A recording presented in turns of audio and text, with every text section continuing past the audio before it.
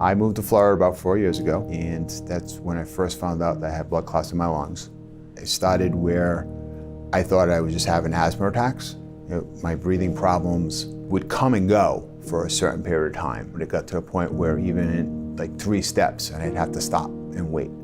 Started off with multiple hospitals, and they kept pushing me to another hospital, to another surgeon, to another doctor, and I just kept getting moved and moved and moved, and nothing was solving the problem. They didn't feel that they were able to go in and remove these blood clots from my lungs. Yeah, I left the hospital thinking I was going to die. Everything in my house was sold or given away. My dog was given away. My favorite car was given away. And yeah, I just cleaned house. And I was fortunate because my fiance and her family helped me with everything and gave me a roof over my head. I mean, I wasn't working. I couldn't work.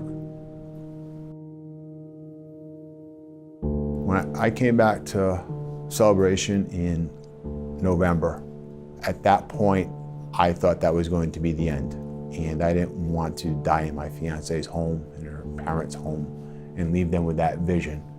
So they brought me here, and I was in the emergency room for a while, and they moved me to intensive care. And they kind of got me comfortable, I guess is the right word.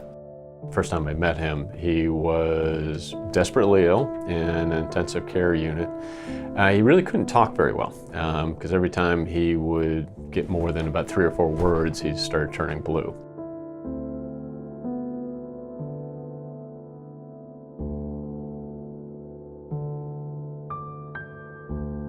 There were no other options. He was literally dying, and the pulmonologist's comment was, you know, we're not going to give up on you, and we're going to try to find some way of preventing that death.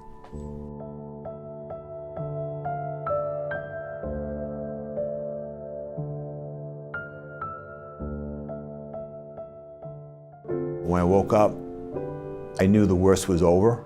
They had to get me off the oxygen. They had to kind of wean me off oxygen as we went along, and every day they would get me up walking. That was Dr. Davis's biggest thing. I had to get up and walk.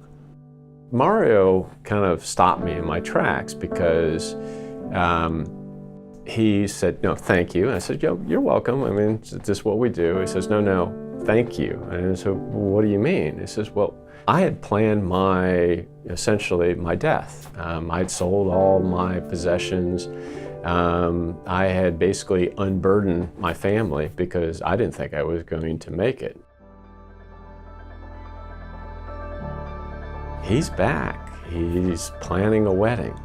He's back at work. He's doing all the things that we all take for granted as part of our lives. And yeah, it kind of reminds us why we do what we do.